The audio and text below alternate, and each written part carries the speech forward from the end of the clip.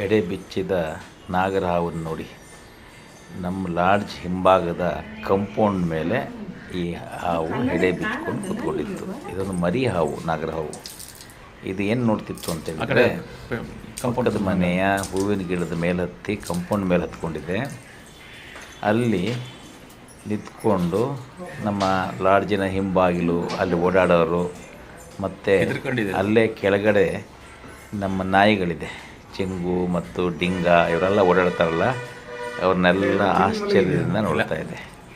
ಅದಕ್ಕೆ ಅದರದ್ದೇ ಆದಂಥ ಭಯ ಇದೆ. ಅದು ಹೊಸದಾಗಿ ಮೊಟ್ಟೆಯಿಂದ ಹೊರಬಂದಂಥ ಕೆಲವು ದಿನಗಳ ಅಥವಾ ಕೆಲವು ತಿಂಗಳಿನ ಮರಿ ಇರಬೇಕು. ಮಲೆನಾಡಿನಲ್ಲಿ ಮಳೆ ಇದ್ದಾಗ ಬಿಲದೊಳಗಡೆ ಇರ್ತದೆ.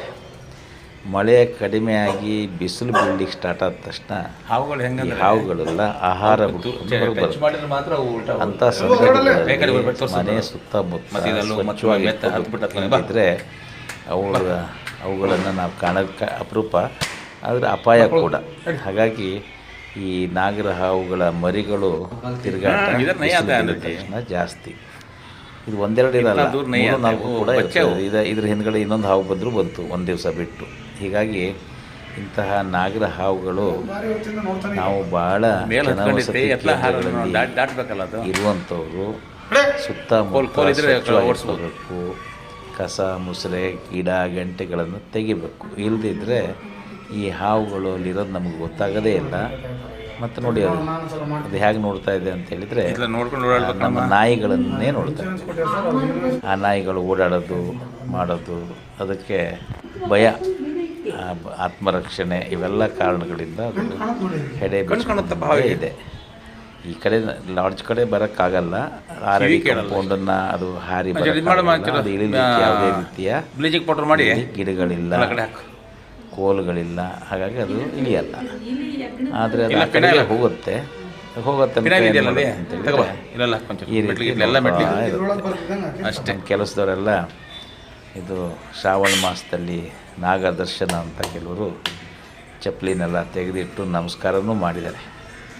ನಾವೇನು ಮಾಡ್ತೀವಿ ಅಂದರೆ ಲಾಸ್ಟಿಗೆ ಈ ಕಡೆಯಿಂದ ಕಂಪೌಂಡಿನ ಒಂದು ಭಾಗದಲ್ಲಿ ಶಬ್ದ ಮಾಡಿದ್ರ ಮೇಲೆ ಪುನಃ ವಾಪಸ್ಸಿಂದನೇ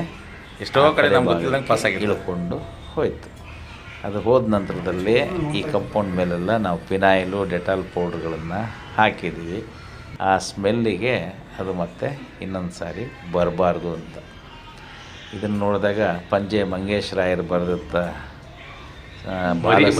ಬಾಲ ಸಾಹಿತ್ಯ ಇತ್ತಲ್ಲ, ನಾಗರ ಹಾವೇ ಹಾವಳು ಹೂವೇ ಬಾಗಿಲ ಬಿಲದಲ್ಲಿ ಎಣ್ಣೆಯ ತಾವೇ ಎನ್ನುವ ಪ್ರಸಿದ್ಧವಾದಂಥ ಪದ್ಯದ ನೆನಪು ಕೂಡ ಆಗಿತ್ತು.